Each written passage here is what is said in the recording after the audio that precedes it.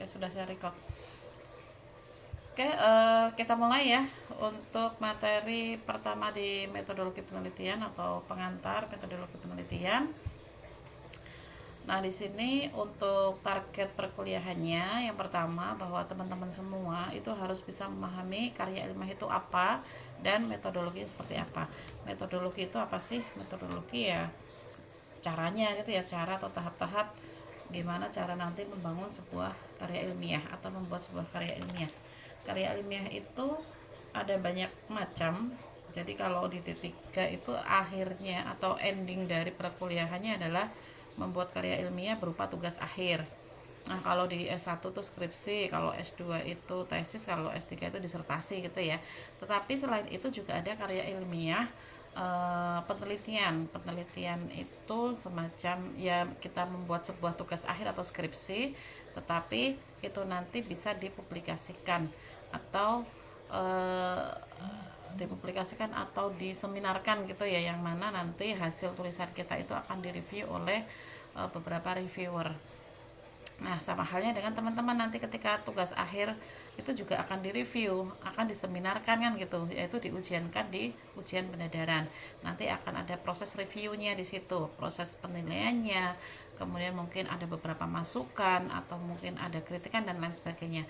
Tujuannya sebenarnya bukan untuk menjatuhkan, bukan untuk memberikan pelajaran ke mahasiswa atau istilahnya apa ya, menakut-nakuti itu enggak ya, tapi tujuannya di ujian pendadaran itu bahwa mahasiswa yang membuat itu harus mempertanggungjawabkan apa yang dibuat, bahwa saya sudah membuat dan saya akan mempublikasikan karya saya, dan reviewnya atau dosen pengujinya nanti akan menilai kira-kira ada kekurangannya di mana, kemudian ada sesuatu yang mungkin perlu ditambahkan itu di mana. Jadi itu nanti hasil dari karya ilmiah yang teman-teman buat, nantinya endingnya adalah diujiankan atau diseminarkan gitu ya. Nah, kemudian yang selanjutnya di sini bahwa mahasiswa itu harusnya mampu mengeksplorasi ide yang dituangkan dalam tema dan judul penelitian. Jadi idenya apa? Misalkan kalau di D3 itu kan masih dibolehkan atau apa ya, targetnya memang kalau teman-teman D3 itu masih membuat atau masih create. Jadi apapun bidang ilmunya atau konsentrasinya, entah itu di mobile, desktop, web, atau mungkin di yang lainnya, apapun itu yang penting teman-teman itu bisa membuat apa, membuat sesuatu. Nah, karena kita itu di IT, di MI terutama di D3 itu kan tentang di Amikom itu membuat aplikasi ya, membuat sebuah software aplikasi, sehingga teman-teman semua harus mencari ide. Dari ide tersebut akan dieksplorasi, kemudian dituangkan ke dalam judul tugas akhir, dan dibuatlah sistemnya atau dibuatkan aplikasinya. Kemudian tahapan selanjutnya di sini teman-teman harus mampu membuat usulan penelitian. Jadi sebelum melakukan penelitian atau melakukan penulisan tugas akhir, itu pertama harus tahu idenya dulu, kemudian juga harus membuat proposalnya terlebih dulu. Tujuannya membuat proposal untuk apa? Jadi teman-teman itu nanti idenya itu ketika sudah dituangkan dalam bentuk proposal, nantinya akan dibaca oleh pembimbingnya sebagai reviewernya gitu ya, kurang lebih. Jadi pembimbingnya itu tahu maksudnya itu apa sih, teman-teman mau bikin apa. Jadi kita menyamakan persepsi, menyamakan frekuensi antara mahasiswa dengan dosen pembimbing. Karena kalau tidak sefrekuensi atau tidak persepsinya tidak sama, nanti yang ada bisa miss di situ. Dosennya maunya kemana, mahasiswanya maunya kemana, yang ada nanti gak sinkron. Jadi proposal inilah yang harus teman-teman buat sebagus mungkin, bisa mewakili pemikiran yang teman-teman apa yang teman-teman pikirkan, kemudian diungkapkan ke dalam proposal, sehingga nanti dosen pembimbing itu tahu, oh maksudnya tuh pengen seperti ini tuh TA-nya dan seterusnya ya. Nah, TA ini proposal ini masih dalam bentuk sederhana ya, artinya masih satu bab, masih di bab satu saja. Tapi kalau untuk penulisan laporan tugas akhir itu sudah sampai dengan bab 5. Nah, Tapi jangan dianggap enteng juga bahwa proposal itu mudah. Karena apa? Karena baru bab 1 kok. Justru itu bab 1 malah yang paling susah ya, karena idenya itu harus seperti apa, kemudian harus menuliskan latar belakang masalah itu seperti apa, tujuan, rumusan, dan seterusnya. Itu kita harus benar-benar sudah terfikirkan dari awal. Loh, kita kan ngerjainnya masih 1 semester. Ya memang, tapi dalam 1 semester ke depan kita harus punya ancang-ancang dulu, harus punya planning dulu. Kira-kira nanti ini saya mengambil tema ini itu berdasarkan latar belakang dari mana, itu kita harus bisa menuliskan di situ. Terus tujuannya saya buat ini itu untuk apa, itu juga harus dituangkan dari awal. Manfaatnya apa, kemudian menggunakan tool apa, kira-kira nanti yang akan dibuat itu kebutuhannya apa saja, kemudian testingnya seperti apa, itu semuanya harus kita pikirkan dari awal, yaitu di proposal nanti. Sehingga biarpun hanya bab 1 saja, tapi ini merupakan yang sulit juga. Selain ketika nanti teman-teman sudah mulai mengerjakan sampai bab 4 ya. Kalau bab 4 itu kan sudah mulai implementasi ke codingnya, itu juga lebih sulit. Tapi sulitnya itu kan sudah terancang dari proposal. Nah, ini belum dibuat tapi kita sudah mengangan-angan terlebih dulu. Karena banyak kejadian juga, dan nggak hanya banyak ya, mungkin hampir semua yang melakukan penelitian itu antara planning di proposal itu nanti tidak sesuai kenyataan dengan ketika nanti kita akan melakukan penelitian tersebut di bab 3, di bab 4. Itu biasanya melenceng, itu nggak apa-apa, tapi tetap harus ada ancang-ancangnya dulu di proposal, harus ada planningnya dulu. Nanti ketika melenceng itu ya tidak jauh-jauh dari proposal yang telah kita bikin. Tapi kalau misalkan kita nggak membuat proposal, itu nggak ada gambaran sama sekali, nanti yang ada malah nggak ada panduan. Terus selanjutnya di sini adalah menyusunnya ke dalam laporan. Laporannya adalah bentuk tugas akhir yang terdiri di kampus kita ada 5 bab ya. Bab 1 sampai dengan bab 5. Bab 1 itu pendahuluan, bab 2 landasan teori atau dasar teori.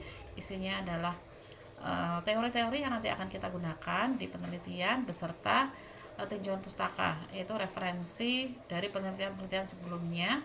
Kemudian di bab 3 itu tentang tempat di mana kita meneliti, kalau kita menggunakan tempat penelitian ya. Jadi kalau kita tidak menggunakan tempat penelitian, maka di bab 3 itu nanti kita akan ubah menjadi bahan penelitiannya itu apa saja, atau bahan-bahan yang digunakan, prosesnya itu seperti apa, itu nanti di bab 3 sebagai pengganti tempat pengambilan data di penelitian. Kemudian bab 4-nya nanti ada implementasi dan pembahasan, berarti kita merancangnya, kemudian merancang itu dari logik dan fisik, ERD flowchart atau DFD UML sampai dengan perancangan form dan implementasi juga. Jadi kalau aplikasinya sudah jadi, nanti di print screen, kemudian diberi penjelasan seperti layaknya untuk manual booknya, itu diletakkan di bab 4. Dan di bab 5 itu adalah kesimpulan, isinya adalah kesimpulan dan saran.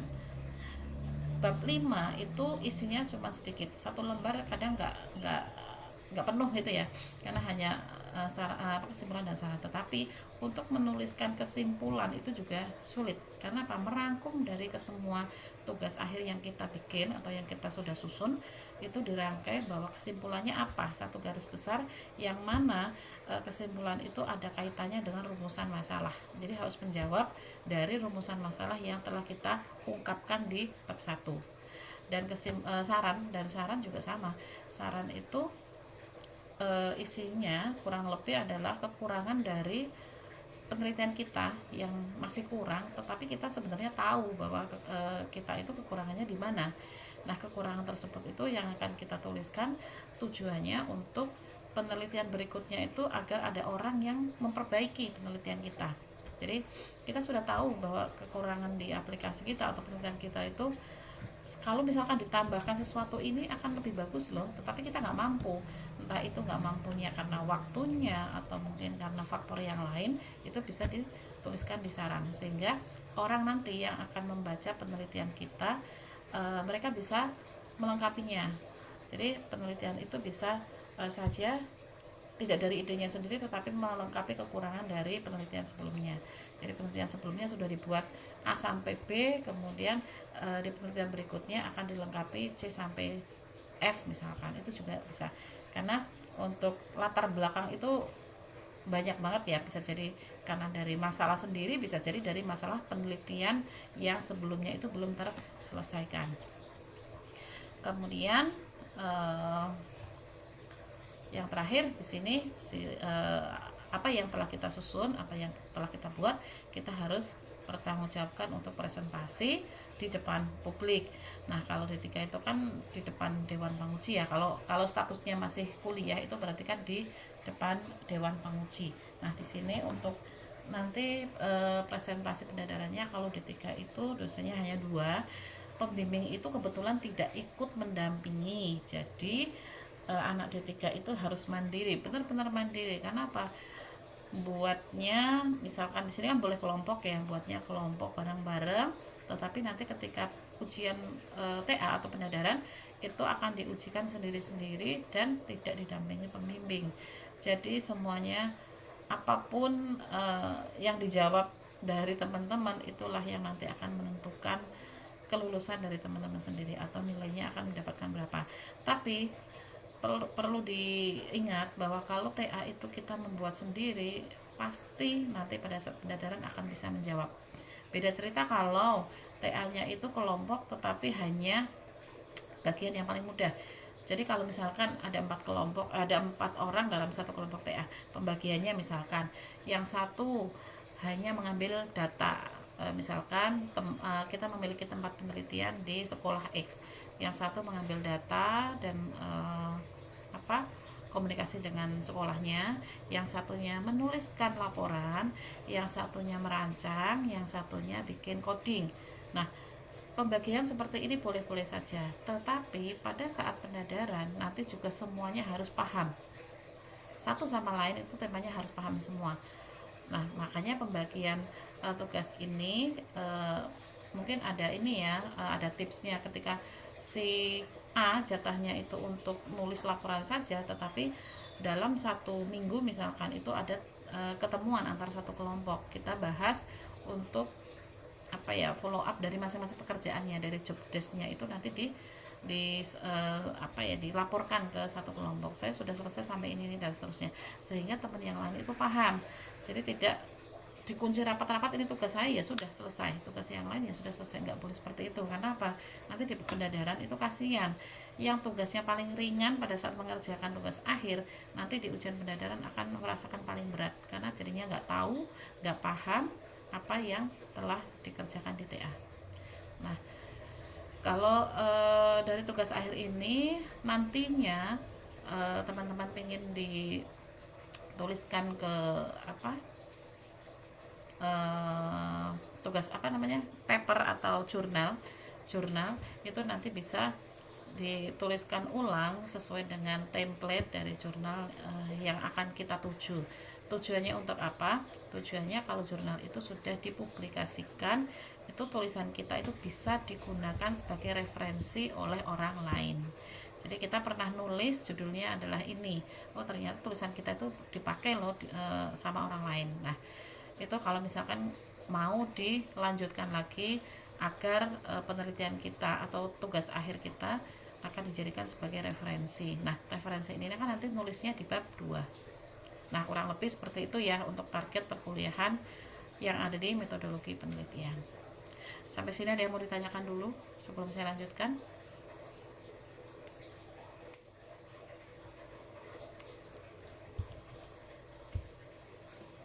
Belum ya? Oke, kalau belum lanjut ya. Nah, di sini kita menuju ke tugas akhir. Tugas akhir itu apa sih? Tugas akhir itu adalah bentuk karya ilmiah mahasiswa perorangan sebagai bentuk karya nyata hasil studi selama belajar di perguruan tinggi dan sebagai salah satu syarat kelulusan ya. Nah, sebenarnya di kampus lain mungkin ada yang tidak ada skripsi atau tugas akhir tetapi digantikan dengan mata kuliah, itu juga ada. Tetapi di kampus kita itu masih ada ya, tetap harus ada. Nah, di sini tugas individu Tetapi kalau khusus di manajemen informatika ini boleh kelompok, cuman maksimal kelompoknya saya kurang paham ya, itu prodi yang ngatur. Mungkin maksimal berapa orangnya itu saya belum paham. Kalau kalau nggak salah sih dulu 4 ya, satu kelompok itu 4 mahasiswa. Tapi kalau yang sekarang saya belum tahu. Sepertinya sih masih sama karena belum ada info untuk ini ya, jumlah kelompoknya. Tapi dilakukan sendiri juga bagus. Nah, kapan sih kira-kira kita harus mengerjakan tugas akhir yang tepat? Nah, teman-teman di D3 itu kan kuliahnya hanya 5 semester ya. 5 semester, artinya di semester 5 itu kita harus sudah mengambil tugas akhir. Jadi mau tidak mau semester 5 itu boleh ya, karena di KRS itu sudah ditawarkan di semester 5. Tapi kalau nggak mau ya nggak apa-apa, nanti bisa diambil semester 6 dan seterusnya. Tapi konsekuensinya apa? Konsekuensinya nanti akan molor, wisudanya akan molor atau otomatis tidak bisa lulus lebih cepat. Nah, gimana kalau misalkan kita mau lulus cepat? Ya, berarti kan di semester 5 di buku panduan kan sudah ada nih ketika masuk sebagai mahasiswa Amikom kan sudah diberikan buku panduan dan mata kuliah yang ditawarkan di masing-masing semester kan ada di situ, sehingga kita bisa lihat di semester 5 itu saya harus sudah mengambil TA, sehingga di semester 4 kita harus punya angan-angan, harus sudah punya idenya terlebih dulu, kira-kira nanti saya akan mengambil tema apa, saya suka yang mana. Penting sekali diingat, TA itu diambil dari kita sendiri temanya dan yang disuka dari kita itu apa. Jadi jangan diambil dari yang tidak disuka, karena otomatis nanti akan lebih berat lagi. Nah, kapan saya harus kelompok dan kapan saya harus sendiri TA-nya, sebenarnya itu tergantung dari masing-masing ya. Kalau saya yakin bisa mengerjakan sendiri, nggak apa-apa, sendiri nggak masalah. Tapi kalau misalkan saya nggak yakin, mau kelompok saja boleh. Tetapi perlu diingat, kalau kelompok itu pilih teman yang bidang ilmunya sama, tujuannya sama. Saya itu konsennya di mobile, teman saya konsennya di web. Kalau memang dua-duanya itu mau gabung, otomatis kan harus pilih salah satu nih, harus milih yang webnya atau yang mobilenya, karena nggak atau dua-duanya juga boleh membuat sebuah sistem informasi yang mana nanti dari segi kliennya bisa menggunakan handphone, kemudian untuk yang servernya kita menggunakan yang web dan seterusnya gitu ya. Artinya semua harus ada kontribusinya di situ. Dan yang paling penting memilih teman untuk atau partner dari TA ini yang bisa diajak untuk kerjasama. Artinya tidak hanya nebeng gitu ya. Mungkin kalau nebeng, kalau kita nggak peduli nggak masalah, toh dia juga pendadaran sendiri kan gitu. Tapi kasihan karena nanti ujung-ujungnya dari kelompok itu pasti ada yang tidak lulus kalau seperti itu, kan kasihan. Nah, sehingga untuk uh, penentuan atau keputusan membuat tugas akhir kelompok atau individu benar-benar harus dipikirkan secara matang.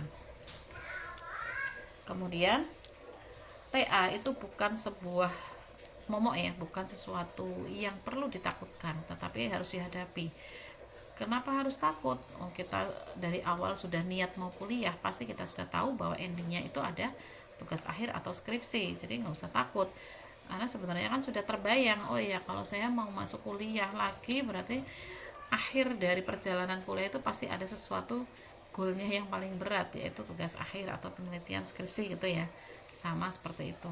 Kecuali kalau S3, kalau S3 itu memang dari awal itu kita sudah dari sebelum submit atau sebelum pendaftaran kita sudah ada proposalnya terlebih dulu, kita mau meneliti apa itu kita sudah paham dulu, sehingga memang kuliah S3 itu paling berat, jadi tidak asal nyemplung lah ya istilahnya. Jadi kalau di level bawahnya masih oke lah, kita masih bisa santai-santai, bisa kuliah, nanti skripsi bisa dipikirkan belakangan. Tapi kalau untuk yang S3 itu berbeda, sehingga kenapa orang-orang yang mau S3 itu maju mundur, karena memang berat sekali. Jadi benar-benar harus sudah siap dari awal. Kalaupun sudah disiapkan dari awal, itu pun kadang belum tentu disetujui oleh calon pengujinya gitu ya, promotornya, sehingga ya harus pindah haluan dan seterusnya. Jadi itulah yang membuat kadang banyak orang termasuk saya itu belum berani untuk mengambil kuliah ke S3 karena emang dari awal itu harus disiapkan betul-betul. Tapi kalau masih D3, S1, S2 itu masih oke lah, itu difikirkan nanti sambil jalan. Oke, selanjutnya bahwa dari tugas akhir itu kita harus ngapain? Ya kita harus siapkan TA itu secepatnya. Di mana? Di semester ini kan semester 4. Jadi teman-teman itu bukan saatnya lagi hore-hore ya di semester 4 5 itu. Jadi hore-horenya sudah kemarin di semester 1, semester 2, semester 3. Kita saatnya serius, saatnya konsentrasi agar bisa mengerjakan TA dengan sungguh-sungguh. Karena tujuan teman-teman kuliah kan pastinya ingin cepat selesai juga, dapat ilmu cepat selesai terus cepat kerja kan gitu ya. Biarpun tidak semuanya pengen cepat kerja karena sudah punya usaha, nggak masalah, tapi kan tetap harus lepas dari tanggung jawab predikat sebagai mahasiswa.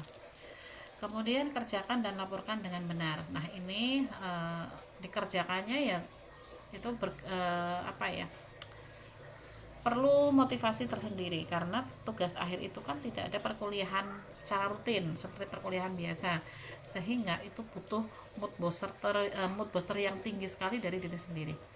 Apalagi kalau musim pandemi seperti ini, saya juga mengalami bahwa bimbingan mahasiswa saya itu banyak sekali yang turun motivasinya, apalagi online seperti ini ya. Jadi kalau biasanya seminggu tuh saya wajibkan ketemu, seminggu saya ada 2 kali jadwal bimbingan, tapi karena online seperti ini biarpun jadwalnya saya tetap 2 kali, atau bahkan kalau memang ada mahasiswa yang niat sekali mau seminggu berapa kali tetap saya layani. Jadi karena dia semangat, oke, saya layani juga itu. Tetapi tidak semuanya seperti itu.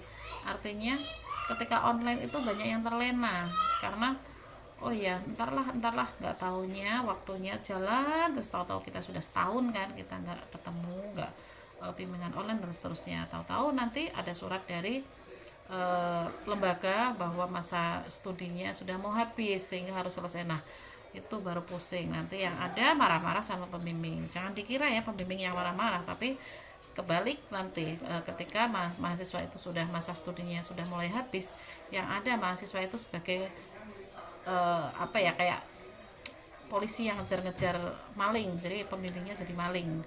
Terus karena meminta ACC lah segala macam lah, dari kemarin itu ngapain ditungguin selama ini, nggak ada yang jedul, nggak ada yang nongol, nggak ada yang konsultasi. Tapi ketika waktunya sudah mepet kita diuper-uper suruh ACC, padahal kan sebagai dosen pembimbing harus ngecek satu persatu, harus benar-benar bimbing gitu ya, tidak hanya ACC.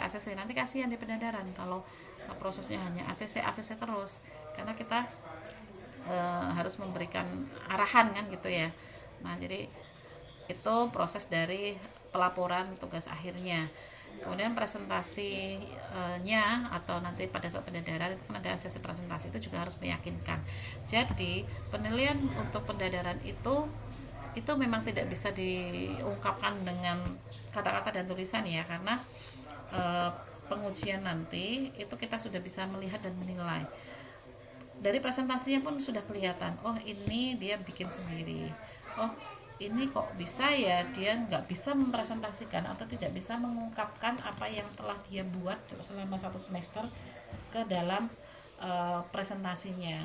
Kemudian pada saat tanya jawab itu pun juga akan kelihatan apakah dia dibuatkan atau apakah dia buat sendiri, itu akan sangat terlihat sekali, dan itu tidak bisa diungkapkan oleh penguji karena gimana ya, ya kelihatan aja dari cara mahasiswanya mempresentasikan dan menjawab itu akan sangat kelihatan, dan itu tidak bisa diceritakan oleh masing-masing penguji karena ya sulit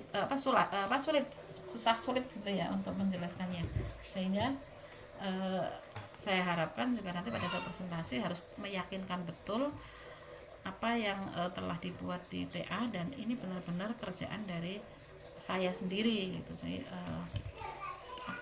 benar-benar dikuasai dari awal sampai akhir.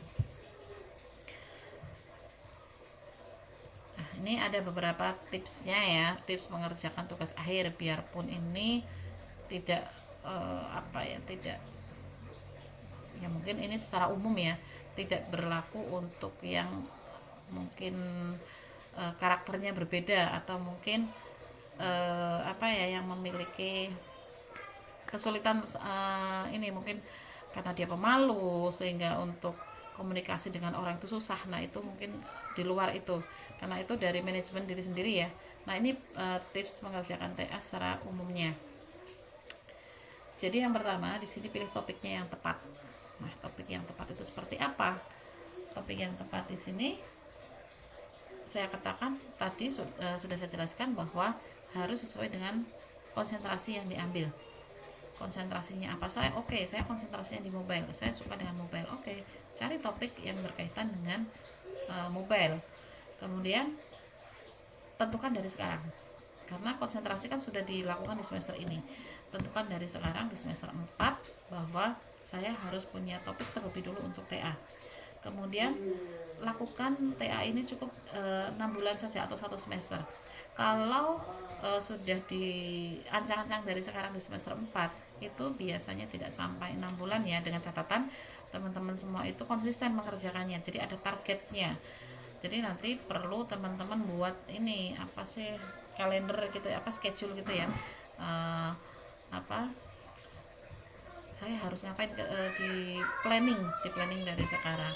Mungkin kalau teman-teman PSU dulu pernah membuat apa sih kegiatan 2 tahun mendatang, 10 tahun mendatang. Nah ini kita buat kegiatan 6 bulan mendatang untuk khusus TA, sehingga nanti kalau tidak sesuai nanti kita bisa, oh ya harusnya saya targetnya 2 minggu, kenapa ini sudah 1 bulan nggak terpenuhi juga. Nah nanti kita bisa segera sadar dari itu bahwa kita harus segera kembali ke TA.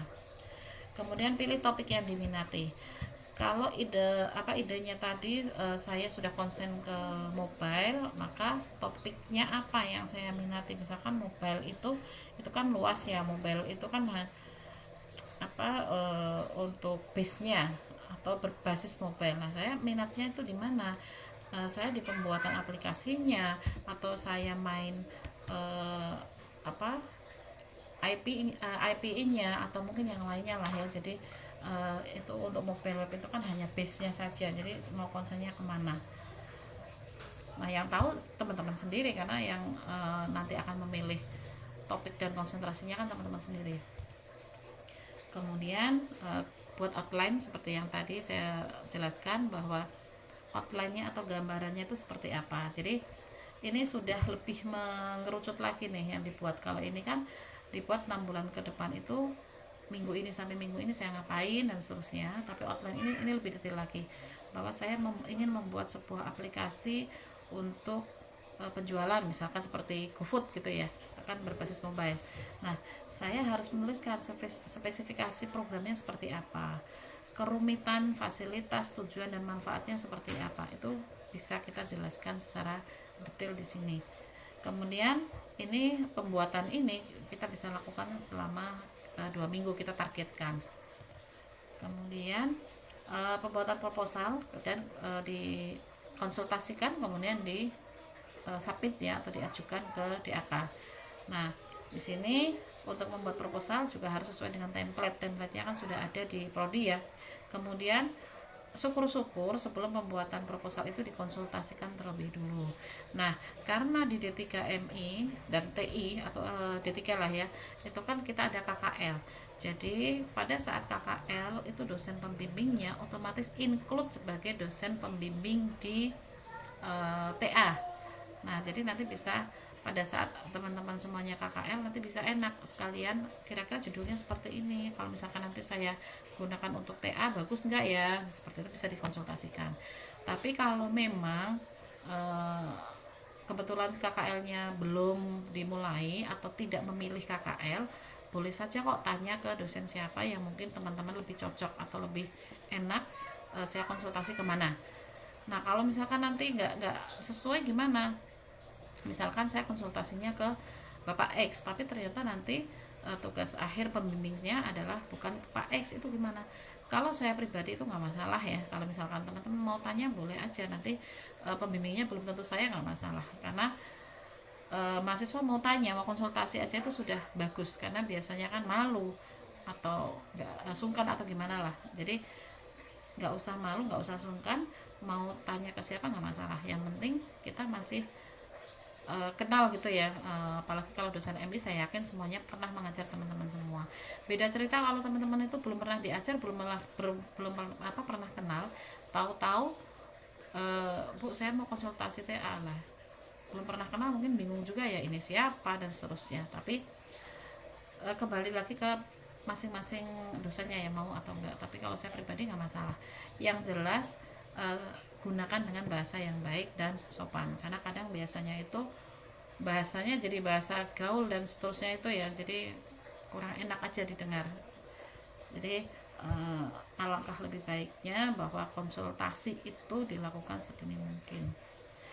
Dan konsultasi itu tidak harus dari satu dosen juga ya, dari banyak dosen, dari teman-teman juga boleh, karena kan semakin banyak masukan nanti teman-teman akan semakin punya ide. Oh ya, menurut A seperti ini, menurut B seperti ini. Jadi nanti dari masukan-masukan tersebut teman-teman bisa menyimpulkan, oh berarti saya harus membuat seperti ini. Ingat bahwa konsultasi itu bukan bukan sesuatu hal yang harus dilakukan ya, tapi konsultasi itu teman-teman menyaring apa yang didapatkan dari si A, si B, si C, ambil yang bagusnya, kemudian teman-teman simpulkan sendiri. Jangan terus seperti digiring ya, oh si dosen pembimbingnya mintanya seperti ini, ya sudah saya lakukan seperti ini. Enggak seperti itu. Proses bimbingan itu kan menyamakan persepsi. Kalau misalkan dosen punya usul, teman-teman punya prinsip sendiri, ya diutarakan, diungkapkan, sehingga nanti ketemu jalan tengahnya. Kalau nanti ngikutin terus tetapi ternyata pada akhirnya teman-teman nggak mampu, malah kasihan, nanti di pendadaran bingung.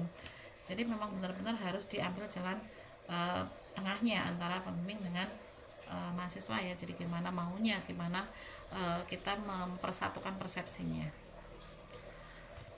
Kemudian pilih tim dan pembimbing. Nah, timnya tadi sudah saya singgung di depan ya. Jadi pilih tim yang tentunya bidang ilmunya sama, temanya mau sama-sama menjalankan tema yang sama, topik yang sama, dan bisa diajak kerjasama.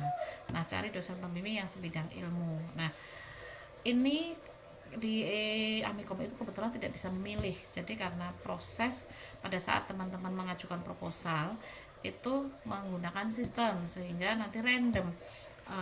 Masih ini nanti apa namanya, yang dapat dosen pembimbing itu belum bisa sebidang ilmu. Jadi ketika misalkan teman-teman submit proposal ke web, nanti muncul namanya. Nah, setelah muncul nama kan nanti dapat surat penunjukan dosen pembimbing atau SPD ya istilahnya. Itu nanti surat itu diberikan ke dosen pembimbing. Nah, misalkan teman-teman kok judulnya adalah multimedia, kok dapat dosen pembimbingnya adalah saya. Nah, saya itu kan bukan bidang ilmiah di multimedia. Nanti ketika teman-teman itu memberikan SPD ke saya, pasti akan saya wawancarai juga. Ini kamu bidangnya apa? Kemudian mau buat apa, seperti apa, dan seterusnya. Kemudian saya juga akan bilang bahwa saya itu bidang ilmunya bukan di multimedia. Jadi sebaiknya bukan saya yang membimbing. Karena apa? Karena takutnya nanti tidak bisa maksimal membimbingnya. Jadi sebisa mungkin nanti tetap dicarikan yang, atau biasanya kalau misalkan saya tidak sesuai dengan bidang ilmu, nanti saya kembalikan ke mahasiswanya, nanti akan saya kembalikan ke DAK biar nanti teman-teman bisa submit ulang ke DAK, sehingga nanti bisa digantikan dengan dosen pembimbing. Karena kalau misalkan saya membimbing bukan bidang ilmu saya, nanti kasihan juga. Karena kalau nggak mungkin juga ya, kita itu apalagi dosen itu kan banyak yang harus dipelajari, sehingga nggak mungkin semua bidang ilmu kita kuasai. Nah, kebetulan saya bidang ilmunya bukan di multimedia, saya di data mining, kemudian di pokoknya yang algoritma lah ya, nggak di multimedia. Saya nggak punya seni, nggak punya ide, sehingga nggak bisa membimbing itu. Jadi kalaupun membimbing itu ya hanya melihat hasil akhirnya saja, tidak bisa apa tidak bisa lebih dalam lagi, ini harus dibuat teknik seperti apa, itu saya nggak ngerti karena memang saya nggak mendalami di situ. Jadi penting, ini perlu dikomunikasikan ya, jangan malu, jangan sungkan, karena itu adalah hak mahasiswa juga untuk mendapatkan dosen pembimbing yang lebih bagus. sehingga nanti hasilnya bisa maksimal gitu ya. Dan yang terakhir di sini adalah referensi. Referensi itu nantinya dituliskan di daftar pustaka, tetapi itu kan daftar referensinya ya. Nah, referensi itu nanti menuliskan di babnya di mana.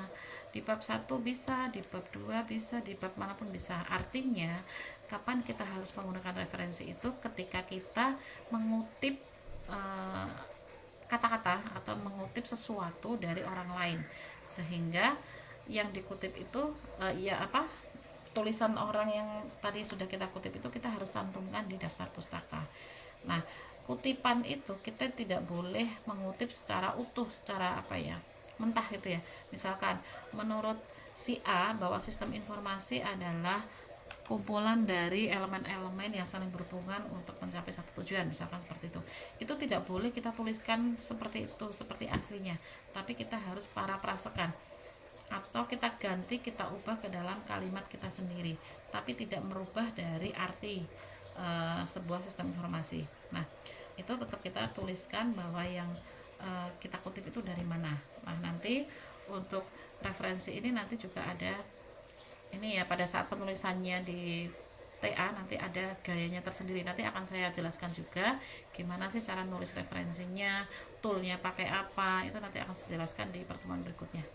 Nah, ini yang jelas pada saat awal referensinya itu kita harus cari buku-bukunya terlebih dulu, paper-papernya terlebih dulu yang sesuai dengan tema TA kita. Misalkan kita akan membuat sebuah sistem informasi perpustakaan, jadi penelitian-penelitian orang lain yang berhubungan dengan sistem informasi perpustakaan itu kita cari, kita baca papernya, kemudian apa sih inti dari yang mereka buat, kemudian kita akan membuat topik yang sama, jangan sama persis dengan penelitian orang lain, karena kalau sama itu artinya penelitian itu kan sudah dilakukan oleh orang lain, sedangkan penelitian itu kan tidak boleh sama yang pernah dilakukan oleh orang lain, sehingga hasil dari kita baca paper orang lain bahwa sistem informasi perpustakaan yang sudah dilakukan sebelumnya itu masih ada kekurangan di misalkan kurang ini, masih disarannya sistem ini belum menggunakan barcode misalkan.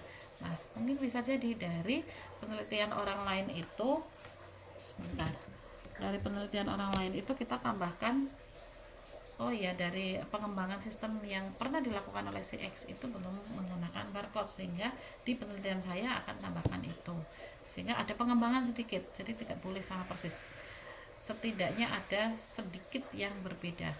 Tapi kalau lebih jelek gimana? Sama aja nggak boleh, apalagi lebih jelek kan gitu ya logikanya. Nah, ini bisa dilakukan selama 2 minggu, jadi untuk mencari referensi harus ditarget, boleh dilakukan 2 minggu, 3 minggu, tapi karena ini adalah tips, lakukan secara ini ya lebih pendek, lakukan selama 2 minggu biar nanti cepat bisa selesai. Kemudian tips yang selanjutnya,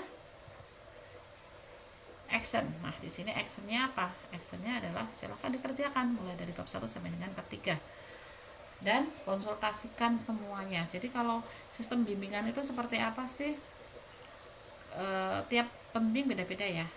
Kalau saya per bab mau konsultasi boleh, kalaupun belum selesai satu bab konsultasi juga boleh.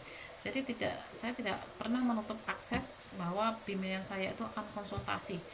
Cuman kalau misalkan sudah di luar jam kerja itu tidak, biasanya sih tidak saya ini ya balas langsung, tapi hari esoknya baru saya balas.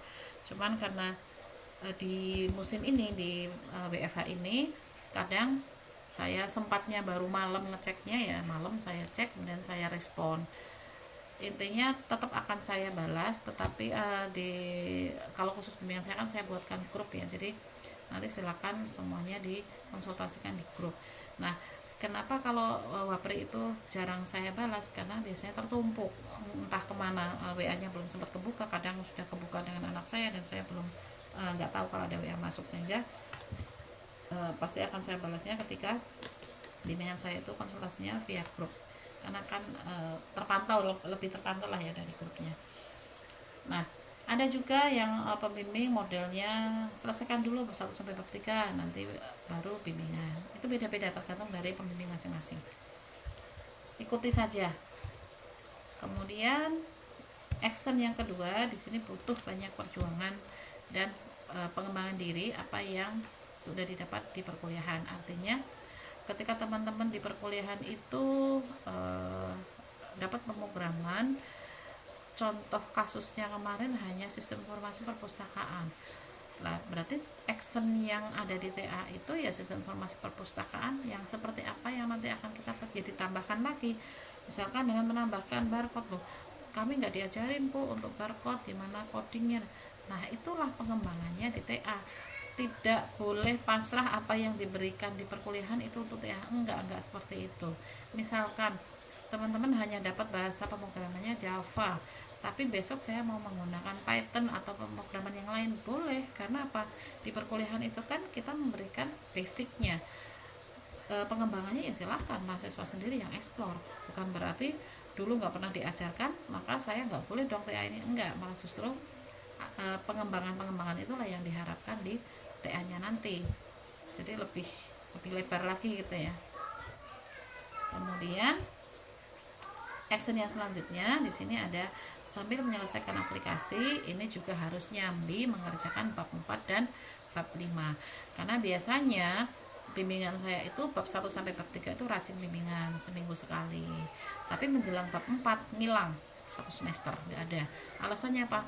Masih sibuk mengerjakan coding, belum selesai dan seterusnya. Loh, tapi kenapa nggak ada proses bimbingan? Siapa tahu di situ ada kendala atau mungkin ada sesuatu yang perlu disampaikan, atau mungkin nanti pembimbing bisa ada masukan. Itu kan lebih bagus lagi kalau di bimbingan ya, jadi ada proses bimbingannya.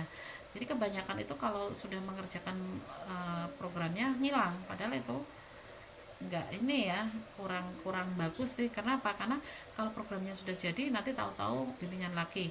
Nah, iya kalau sesuai dengan yang sudah dikerjakan dari planning sebelumnya, dari perancangan. Tapi kalau lo perancangannya ini ke utara kok programmu ke selatan, kan jadi melenceng. Nah, kalau sudah bimbingannya sudah jadi programnya, nanti kamu ngerombaknya akan semakin banyak.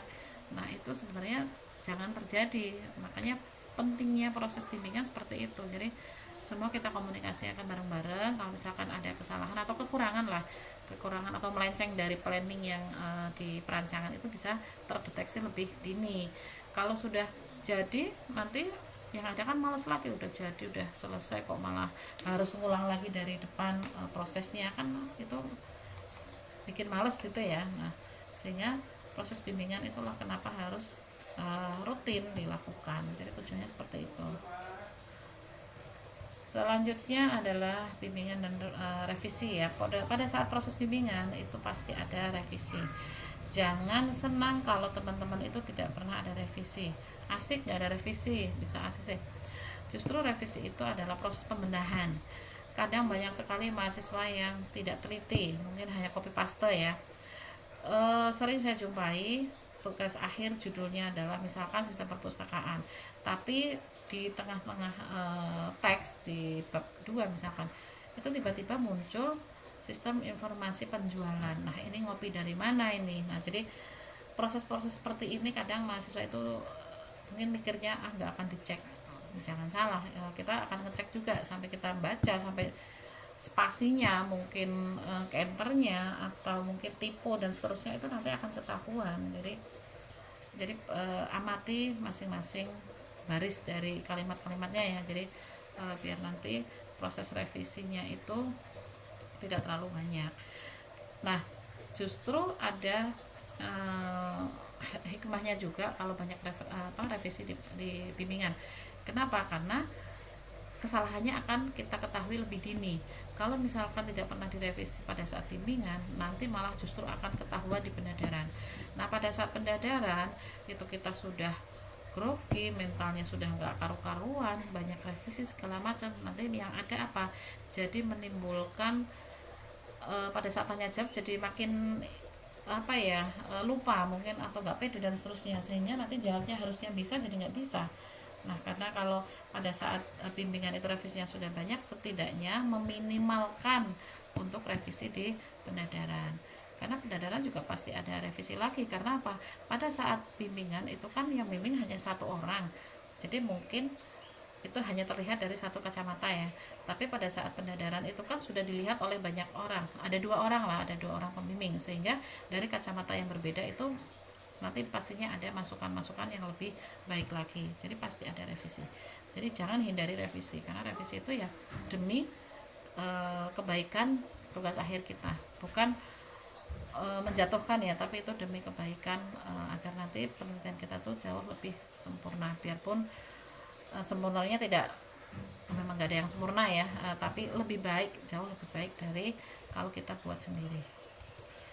Kemudian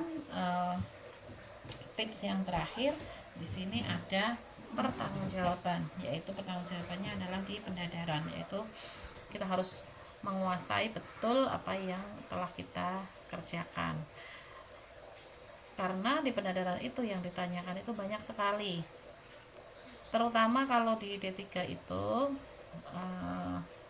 teman-teman harus menguasai teknisnya ya.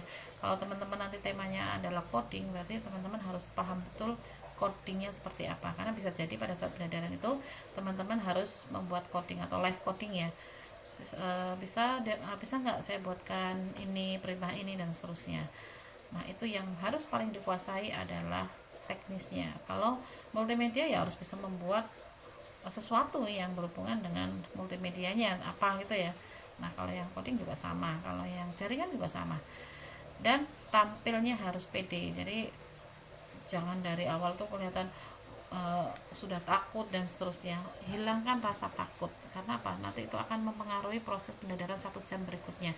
Karena kalau sudah takut, sudah down, itu nanti akan berpengaruh untuk jawabnya jadi nggak cerdas, harusnya bisa jadi nggak bisa nantinya. Dan pertahankan apa yang Anda buat. Artinya pertahankan itu bukan ngeyel ya. Jadi kalau misalkan saya membuat sebuah sistem informasi perpustakaan, ya saya membuatnya seperti ini berdasarkan latar belakang masalahnya itu apa yang ada di sana. Jadi kalau sudah tahu salah ya jangan ngeyel juga. Jadi itu bisa jadi dijadikan sebagai masukan. Nah, yang lebih penting lagi di sini, pada saat jawab pertanyaan itu tidak bertele-tele ya. Artinya yang ditanya kalimat apa, jawabnya ya sudah itu aja. Jadi jawabnya cukup singkat, tepat, dan tidak apa ya, muter-muter. Karena kalau teman-teman itu jawabnya muter-muter, justru nanti banyak ide dari penguji untuk tanya lebih lanjut. Justru karena penguji itu tanya malah justru dari pertanyaan, dari jawaban teman-teman yang bulat-bulat itu tadi, atau yang bertele-tele itu. Makanya tipsnya teman-teman jawabnya yang singkat saja, yang tepat, langsung ke sasaran dari pertanyaan itu gitu. Sampai sini ada yang mau ditanyakan dulu? Bu Yuli tanya, Boleh. yang dosen wali sama dosen pembimbing itu beda ya nanti ya? Dosen apa? Dosen wali, Oh, beda, beda. ya. Dosen wali itu kan istilahnya kayak wali kelas gitu ya kalau di SMA. Jadi eh, dari pertama teman-teman masuk sampai dengan lulus, nanti kalau misalkan ada kesulitan tentang akademik itu bisa ditanyakan ke dosen wali. Nah, dosen pembimbing itu hanya khusus membimbing tugas akhir, tapi bisa jadi dosen wali sekaligus pembimbing, tergantung nanti surat penunjukan dari DAK-nya itu ke siapa gitu. Bisa jadi kalau misalkan Mbak Nur Amalia, dosen walinya saya misalkan, tapi Mbak Nur Amalia itu bidang ilmunya multimedia, kebetulan pada saat pengajuan proposal TA dapat pembimbing saya nggak mau juga, berarti karena bukan bidang ilmunya, ya sudah saya lepaskan. Karena apa? Karena saya bukan bidang ilmunya di situ. Tapi saya kembalikan ke mahasiswa sih kalau bukan bidang ilmunya. Kadang ada yang ngotot juga, nggak mau Bu saya pindah, ya udah Ibu aja, nggak masalah. Tapi saya tuh kasihan, karena apa, saya memang bener nggak di bidang multimedia, jadi ya memang saya kurang paham di situ. Jadi kasihan nanti saya tidak bisa mengeksplor lebih jauh, padahal sebenarnya temanya bagus kan gitu. Jadi jangan terus nanti ini ya dianggap gimana gimana, atau mungkin tersinggung kenapa nggak mau nggak, karena memang tidak sebidang ilmu. Nah, kadang itu bimbingan kita mengarahkannya itu mungkin bagi mahasiswa ini ya, kok gini sih, kok susah segala macam, tapi kita itu kadang membimbing sesuai dengan ini ya, sesuai dengan tren yang ada saat ini. Kadang mahasiswa nggak mau, mungkin karena nggak mampu, ya oke lah, nggak apa-apa. Tapi kalau memang mahasiswanya mau dan bisa dieksplor, itu juga akan lebih bagus kan gitu. Gitu ya Mbak ya. Mungkin ada yang lain? Oke Bu, terima kasih. Sama-sama. Ya ada. Bu, Kalau mau tanya Bu, boleh. Gimana? di semester 4 ini itu udah kayak bisa ngajuin proposal belum ya Bu? Kalau semester 4 itu belum, karena di TA itu ditawarkan di semester 5 kan. Nanti di semester 5 itu baru ambil tugas akhir, baru mengajukan proposal. Nah, di semester 4 ini kita belajar cara nulis proposalnya seperti apa. Makanya di Metopen inilah kita belajarnya. Dan di semester 4 kan juga teman-teman belum tahu apa sih yang nanti akan dituliskan di di TA. Nah, itu kan dipelajari di ANSI. Nah, ANSI-nya nanti akan dipelajari cara nulisnya seperti apa dari bab 1 sampai dengan bab 5 ya. Biarpun tidak tidak rinci dijelaskan bab 1 ini dan seterusnya itu, tapi di ANSI itu nanti ada materinya adalah untuk menuju ke TA. Nah, nanti tinggal teman-teman sesuaikan dengan panduannya. Gitu, Mas. Ada Makasih lagi? Bu. Sama-sama. Ada lagi? Gak ada. Oke, kalau nggak ada, akhirnya dari perjalanan panjang teman-teman kuliah di D3 selesai di pendadarannya. Tetapi pendadaran itu bukan akhir dari segalanya ya, karena ketika teman-teman sudah pendadaran, sudah keluar nilainya, itu belum dinyatakan lulus. Teman-teman dinyatakan lulus itu ketika Anda sudah lulus yudisium. Nah, yudisium itu apa? Memastikan bahwa semua mata kuliah yang teman-teman ambil itu sudah mendapatkan nilai. Nah, mulai sekarang juga teman-teman harus lihat nih di buku panduan per semester itu harusnya berapa SKS yang diambil. Sampai dengan lulus nanti wisuda itu saya harus mengambil berapa SKS jumlahnya. Itu teman-teman harus pahami di situ, karena banyak kejadian mungkin ada yang cuti itu tidak sadar bahwa di mata kuliah yang dicutikan itu nanti akan harus diambil juga di semester yang sama. Misalkan cutinya di semester genap, di semester genap semester 2 misalkan minta mengambil 20 SKS ya, berarti 20 SKS itu harus diambil di semester genap juga di tahun yang akan datang, berarti di semester 4. Nah, semester 4 itu sendiri juga ada mata kuliah wajib yang harus diselesaikan, sehingga kalau semua diambil dari mata kuliah yang semester 2 yang kemarin cuti itu kan nggak mungkin cukup, karena ada batas maksimal SKS-nya, sehingga harus diambil di semester genap di tahun yang akan datang lagi, yaitu di semester 6. Kadang ada yang kelewat, ada satu SKS atau mungkin satu mata kuliah yang belum diambil. Itulah yang menyebabkan kadang jadi yudisiumnya belum lulus karena SKS-nya kurang.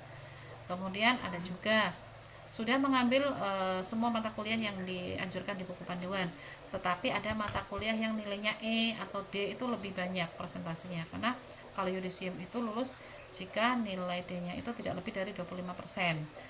Nah, ternyata ada yang tidak diulang. Nah, itu membuat tidak lulus, sehingga teman-teman harus kuliah lagi untuk mendapatkan nilai tersebut. Jadi, tipsnya kalau teman-teman nilainya ada yang jelek, itu bisa diselesaikan dari sekarang. Entah itu ikut remedi atau ikut kuliah lagi. Nilai jeleknya itu mungkin E, karena itu nanti akan mempengaruhi nilai kelulusan dari yudisium. Kalau untuk mata kuliah Pancasila, agama itu kalau misalkan D itu nggak bisa yudisium juga, karena itu adalah syarat wajib pendidikan di Indonesia ya, jadi harus nilainya paling tidak C lah. Nah, jadi perlu diperhatikan dari sekarang. Jadi pendadaran itu bukan merupakan suatu kelulusan, tapi yang dinyatakan lulus itu adalah lulus yudisium. Jadi harus diperhatikan dari sekarang. Kalau mulai dari sekarang itu sudah sesuai dengan buku panduan, nah ketika nanti ada lulus pendadaran, nah itu berarti sudah bisa tenang, karena apa, semua mata kuliah sudah diambil sesuai dengan panduannya. Dan kalau sudah lulus dari yudisium, nanti pada akhirnya baru dinyatakan Anda sudah lulus dari D3, nanti ahli madya ya, dan akhirnya nanti Anda teman-teman bisa wisuda. Nah, wisudanya itulah mungkin Anda tenang, Anda senang gitu ya, karena ini sudah berakhir dari segalanya. Tapi itu salah, karena wisuda itu oke lah, banyak banyak teman-teman yang senang ya, oke nggak masalah, senang dulu nggak masalah. Tapi ini hanya senang untuk kelulusan bahwa Anda sudah selesai dari rutinitas perkuliahan. Tetapi justru Anda itu, ini adalah langkah awal. Jadi ketika nanti Anda wisuda, sudah dapat ijazah, itulah langkah awal di mana teman-teman itu harus mempertanggungjawabkan nilai-nilai yang sudah tertera di dalam ijazah. Di mana? Di dunia kerja. Nah, dunia kerja itulah yang dianggap ya awal dari semuanya. Kenapa? Kalau di kuliah itu kan teman-temannya banyak, tujuannya masih sama, yaitu masih nilai. Tujuannya apa? Tujuannya adalah untuk lulus, dapat nilai gitu ya. Tapi ketika nanti sudah di dunia kerja, itu setiap orang visi misinya sudah beda, sehingga tidak bisa lagi enjoy seperti teman-teman pada saat kuliah. Karena apa? Semuanya sudah punya prinsip sendiri-sendiri. Mungkin egonya akan kelihatan sendiri-sendiri ya. Saya fokus ke dunia kerja sendiri, teman-teman sendiri. Jadi mungkin nanti ada saatnya teman-teman ngerasa kok saya nilainya bagus kok susah dapat kerja dan seterusnya. Itu bisa jadi seperti itu. Tapi amit-amit jangan ya. Semoga semua alumni Amikom nggak seperti itu. Makanya nilai yang sudah Anda dapatkan di transkrip itu nilainya bagus-bagus harus bisa dipertanggungjawabkan, karena nilai yang ada di ijazah itu memang dibutuhkan untuk kalau yang mau melamar pekerjaan ya, itu bisa dibuktikan untuk apa ya, bukti aja bahwa saya nilainya bagus. Tapi yang sesungguhnya adalah prakteknya. Ketika nanti teman-teman kerja di dunia kerja itu sebagai programmer dan seterusnya, itu harus disesuaikan loh. Saya dapat nilai di pemrogramannya A, berarti kemampuan saya juga harus A nantinya. Jangan ketika nanti di dunia kerja suruh bikin program ini, itu nggak bisa, nanti akan lebih malu lagi terhadap diri sendiri ya, karena nilainya nggak sesuai dengan kemampuan kita. Jadi boleh berbangga kalau nilainya bagus, tapi lebih bangga lagi kalau nilainya itu sesuai dengan bidang kita, sesuai dengan kemampuan kita. Kalau nilainya saya C karena memang saya kemampuannya cuma C, ya nggak masalah. Yang penting saya paham, saya mengakui kemampuan diri sendiri. Karena banyak sekali yang hanya menuntut nilai, oh nilainya kok dia A, saya kok B, kenapa saya nggak dinaikkan saja Bu, biar sama kan dia, dan seterusnya lah ya. Itu manusiawi karena memang masih satu misi ya pada saat kuliah. Tapi nanti pada saatnya teman-teman pasti akan merasakan bahwa nilai saya, kenapa saya dapatnya C, oh ternyata memang kemampuan saya gini aja udah kesulitan ya, mungkin memang saya seperti itu, kemampuannya sesuai dengan nilainya. Nah, jadi saran saya mulai dari sekarang itu disiapkan benar-benar nilai yang sudah bagus, itu juga harus diimbangi skill yang bagus juga, jadi agar nanti bisa dipertanggungjawabkan di dunia kerja. Karena saya yakin tidak ada yang bercita-cita saya mau kuliah itu untuk nganggur. Saya nggak yakin kalau punya cita-cita seperti itu ya. Pastinya setelah kuliah itu untuk masa depan yang lebih bagus, entah itu punya usaha sendiri ataupun bekerja di tempat orang lain. Yang jelas wawasan kita juga harus lebih luas lagi gitu ya, tentang apa yang nanti kita kerjakan di dunia kerja itu pasti ada kaitannya dengan apa yang kita dapatkan di dunia perkuliahan. Biarpun sebenarnya dunia kerja itu tidak selalu sesuai dengan apa yang ada di perkuliahan. Bisa jadi kita kuliahnya di IT, nanti kerjanya di bidang accounting atau yang manapun, di bidang apapun lah ya. Tapi kan itu kuliah itu hanya sebagai jembatan, sebagai jalan saja. Tapi kalau memang kita skillnya sesuai dengan bidang ilmu kita, saya yakin itu tidak akan ada ruginya, karena nanti juga akan bermanfaat juga buat diri sendiri. Mungkin itu ya dari kita, dari saya untuk perkuliahan hari ini. Ada yang mau ditanyakan? Bu, mau tanya Bu. Boleh. Bu, untuk yang syarat yudisium itu sebenarnya SKS-nya 110 atau 114 Syarat yudisium yang di buku panduan, Bu? Kok beda?